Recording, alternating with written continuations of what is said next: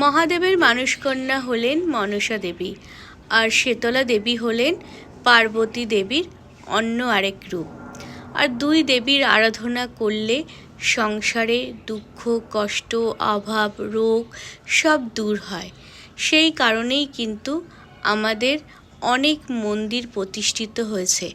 এরকম আরেকটি মন্দিরে আমার শাশুড়ি মা প্রার্থনা করেছিলেন, তার অভাবে সংসারে যদি অভাব দূর হয় আর বেড়ার বাড়ি থেকে দালান কোঠা বাড়ি হয়, তাহলে দেবীদের 21টা ঢাক দিয়ে বরণ করে বাড়িতে তুলবেন এবং সেখানে প্রতিষ্ঠা করবেন। আর সেই দেবীর কাছে প্রার্থনা করার পর আমার শাশুড়ি মায়ের কিন্তু অভাব দূর হয়েছে এবং তাদের 3তলা বাড়ি হয়েছে। কিন্তু কালক্রমে সেই মানত পূর্ণ করার কথা ভুলে গেলেন। তার ফল হিসাবে কিন্তু দেবীর মনসা মাতা ক্রুদ্ধ হলেন, তার সাথে শীতলা মাতাও ক্রুদ্ধ হলেন।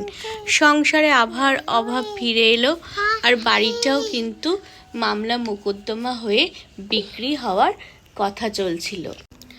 আর আমার শাশুড়ি মা প্রায় নানান রোগে জর্জরিত থাকতো এবং এই রোগে জর্জরিত হয়ে সেই রোগের ব্যথা যন্ত্রণা সহ্য করতে না পেরে একদিন সবাইকে জানালো তার মনস্কামনার কথা এবং দেবীদের পুজোর কথা।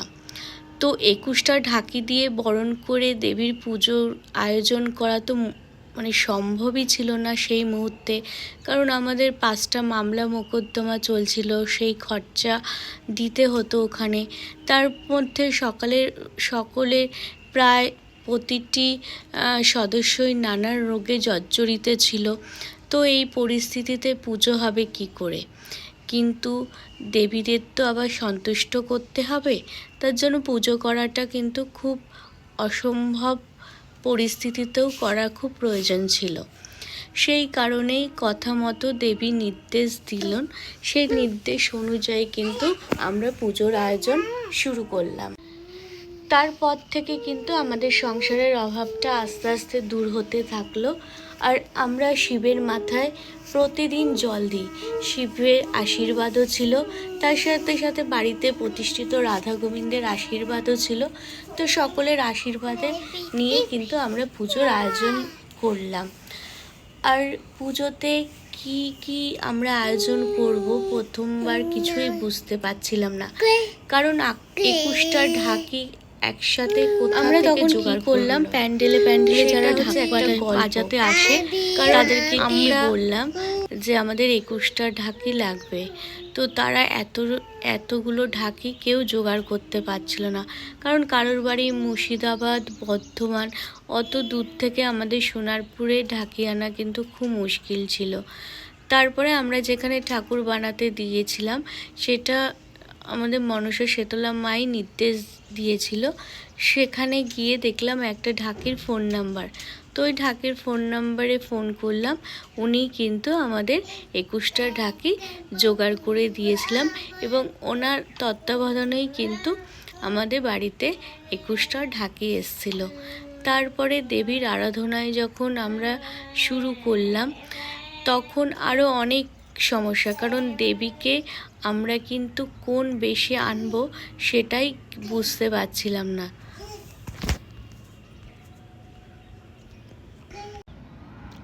আমার শ্বশুরবাড়িতে রাধা গোবিন্দ আগেই প্রতিষ্ঠিত হবে, কিন্তু মনসা দেবী কোন রূপে আসবে, শীতলা দেবী কোন রূপে আসবে সেটা কিন্তু ওনারা আমাকে স্বপ্নাদেশ দিয়েছিল। সেই স্বপ্নটার কথা তোমাদের আমি ছোট্ট করে জানাচ্ছি। একদিন কি হয়েছে, স্বপ্ন দেখছি যে আমরা বিয়েবাড়িতে গেছি, বিয়েবাড়িতে গিয়ে যখন আমরা বউ দেখতে গেছি দেখি বউয়ের স্থানে মনসা শীতলা মাতা বসে আছে, আর সেই কি অপরূপ সুন্দর দৃশ্য। তাই যখন আমরা দেবী প্রতিমা বানাতে দিয়েছি তো তাকে আমি বলে দিয়েছিলাম যে দেবী বউ সাজে আসবে, বউয়ের বেনারসি ওড়না পরে আসবে। কিন্তু তোমরা তো সবাই জানো যে এখনকার দিনে 21টা ঢাকি আবার তার সাথে বেনারসি, একটা বিয়ের খরচা, অত খরচা করার সামর্থ্যও ছিল না। দেবী কিন্তু সব কিছুই আমাদের ভরসা জুগিয়েছিল, সব কিছু পরিস্থিতি তৈরি করে দিয়েছিল।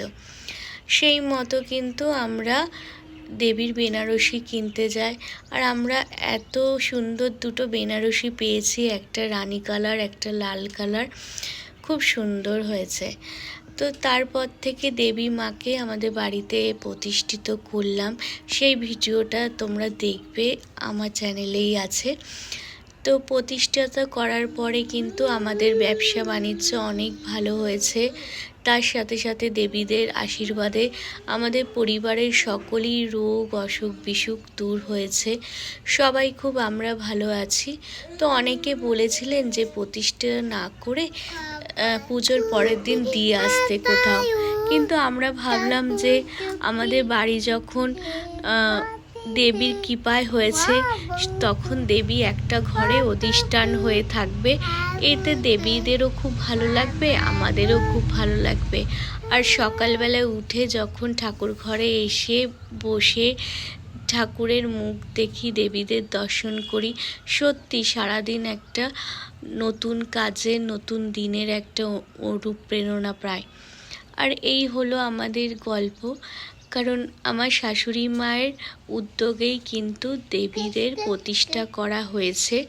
ওনার করুণ প্রার্থনা দেবীরা শুনেছেন এবং তার প্রার্থনা পূরণ করেছে, তার সংসারের অভাব দূর করেছে। এই অভাব দূর করার জন্যই কিন্তু পরিবারের সবাই খুব ভালো আছে। এই হলো আমার শ্বশুর বাড়িতে মনসা শীতলা দেবীর প্রতিষ্ঠা হওয়ার কাহিনী।